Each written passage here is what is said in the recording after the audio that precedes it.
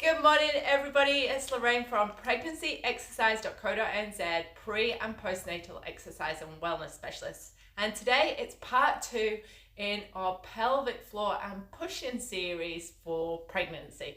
So today's session is where we're going to push, okay? So where is the more effective places that you can help yourselves to push baby out? And remember what is the factor here, okay? Productive pushing and more effective pushing will reduce that pushing time discomfort and therefore help and benefit your pelvic floors. Now, often we think, there's a couple of key tips here also, that as soon as we reach that 10 centimeters, you're ready to push. Not necessarily the case.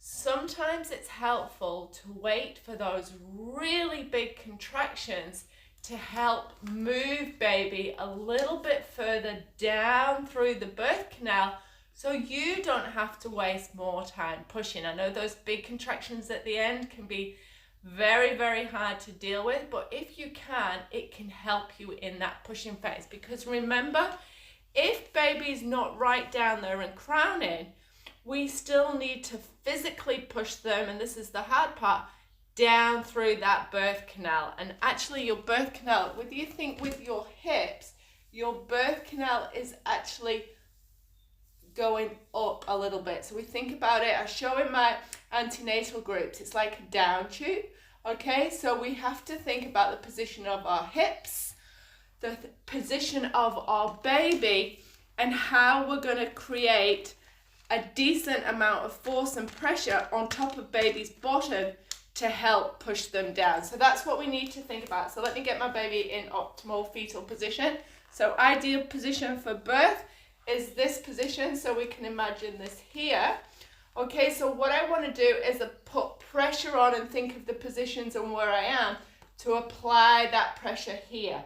Okay, so it's going to be really hard if I'm in this rounded back position or flat back to be able to put that pressure there. Can we see that? So first of all, for your position, I want you to think about where can I be to try and keep my ribs and hips stacked like this so I can apply that pressure in order to push baby out. So reverse incline position, we may as well show you this one. Ideal position to push baby out, to apply that pressure. So at home, on the floor at home here, with the couch, in a hospital, in the birthing center, turn yourself round onto the bedpost, hold onto the bedpost, and there you go. So ideal position for pushing pressure on through onto baby's bottom. Where else? Okay, what else can you use?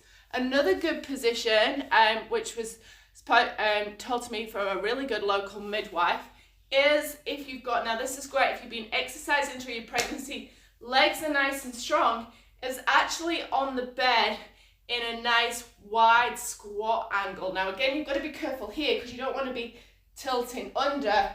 You need to be in this position, okay, so you can apply that pressure here. Now this is really good as well because we've got the force here.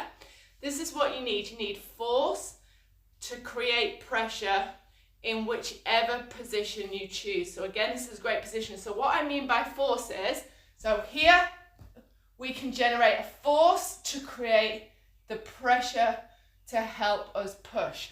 Another one as well, I'll just pop behind, how you can use the back of the hospital bed in that standing position and coming down to your squat as well. What I'm going to do, I'm going to go through more now with you, so how we can actually push baby out, but I'm also going to go through over the next few days using my partner to show you how you can create force and pressure with your partners in different situations. So say most of us as well, might feel comfortable on the bed lying down.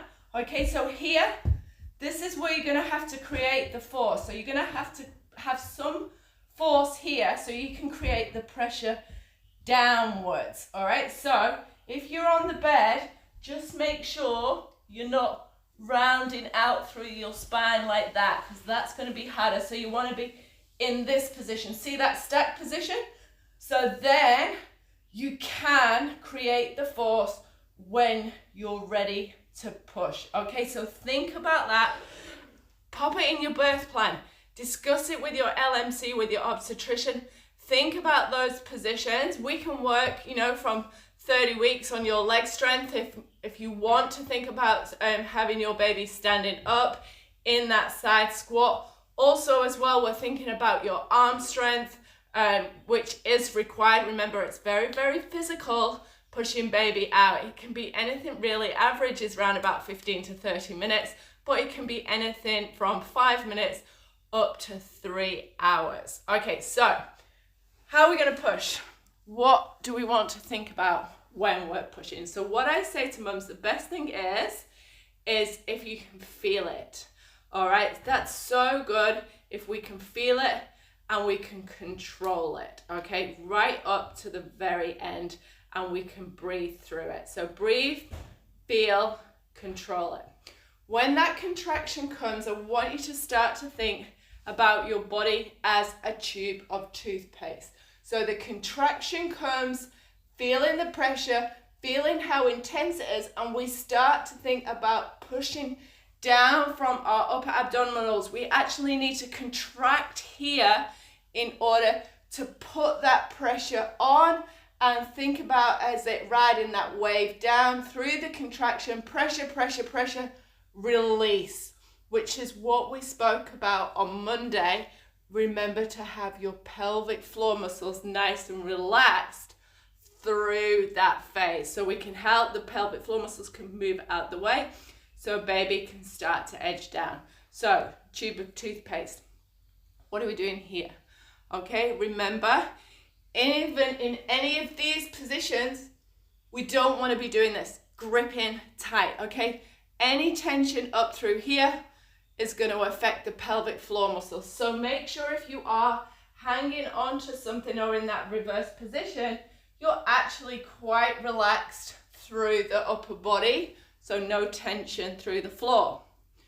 Sounds. How do sounds make things different? Okay, so if we can keep it low, pushing noises, that grunting, we say, you go into that primal mode. Low tones, breathing, relaxed pelvic floor. Hi, squeaky. No, get out. It's all tension, all up through here, and it's going to tense through your pelvic floor muscles. So if you want to shout and swear at your partner or tell you've got to keep it low, grunting, think real male, primal, and then that will help to release through your pelvic floor muscles. Okay, that's today's session done for you. Hope you've taken away some key tips. Any questions, comments, please let me know. I'm also going to show you some tips in the next videos, how you can apply pressure with your partner using a towel. What can you do if you can't feel it? If you've got an epidural, it's not worn off, you can't feel those contractions. We'll go through all that. We'll go through the very end part of controlling, crowning, etc. to see your baby, to help prevent tearing. We're going to cover the lot over these next few weeks, okay, but I am very, very mindful of time, so which is why we're going to break it all down into the parts and series. Remember, any questions, let me know. Go on to the website. Remember, you can join our programs at any stage through your pregnancy, postpartum, from 2 weeks to 5+ years. Use the coupon code FITMUM20 for $20 off any of the 3 main Fit Mum programs. That's Birth to Fit, Fit to Birth, and Super Fit Mum. Have a fantastic day, everybody. Hope you enjoyed the video. Please like, comment, and share, and I'll talk to you all next week. Bye, guys.